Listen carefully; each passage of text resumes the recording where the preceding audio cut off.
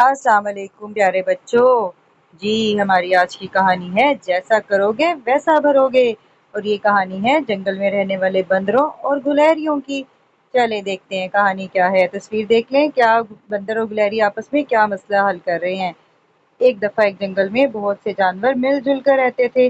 जब जंगल के बंदरों ने जंगल के बादशाह शेर से मुतालबा किया कि वो जंगल के इस हिस्से में रहने वाली गुलहरियों को यहाँ से निकाल दें, क्योंकि वो गुलहरियों के दरख्तों पर चढ़ने और उतरने की वजह से बंदर और उनके बच्चों को मुश्किलात होती हैं, और दूसरा वो गुलहरियाँ इनके खाने की चीज़ें भी उठा लेती हैं। ऐसा जंगल में पहले कभी नहीं हुआ था। सब जानवर मिलजुल कर रहते थे। बंदरों का ये मुतालबा सुनकर गुलहरियाँ बहुत परेशान हुई।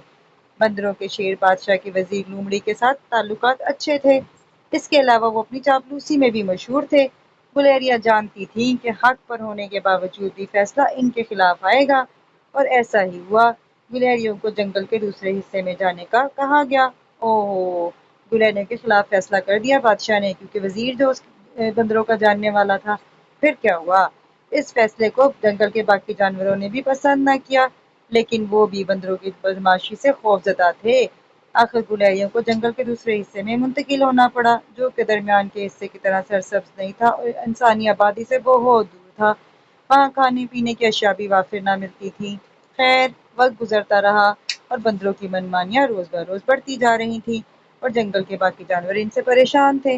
अब तो बंदर और उनके बच्चे पास खेतों में भी जाकर फसलों को नुकसान पहुंचाते थे। कुछ दूर वाक़या सड़क के ऊपर लोगों को तंग करते थे।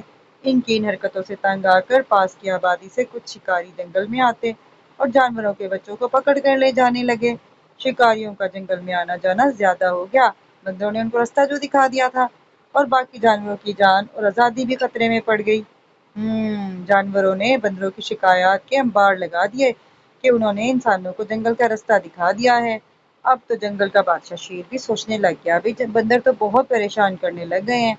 आखिर जंगल के बादशाह शेर ने फैसला किया कि बंदरों को जंगल के दूसरे हिस्से में मुंतकिल कर दिया जाए। बंदरों ने इस फैसले पर बहुत एहतजाज किया कि ऐसा तो पहले कभी हुआ ही नहीं, ये तो हमारा हमारा हिस्सा है। लेकिन बादशाह ने फैसला तब्दील नहीं किया। अब उनका अपना मंसूबा उनके ऊपर ही आ पड़ा। उन्होंने गुलहरियों को निकलवाया था ना, अब वही फैसला उनके खिलाफ भी हो गया। जंगल के दूर और वीरान वाले हिस्से की तरफ उन्हें निकाल दिया गया।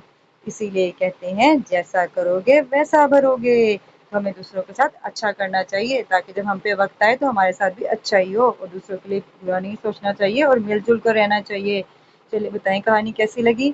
अच्छी लगी तो शेयर करें, और अब मजीद कहानियों के लिए हमारा चैनल सब्सक्राइब करें। अल्लाह हाफिज़।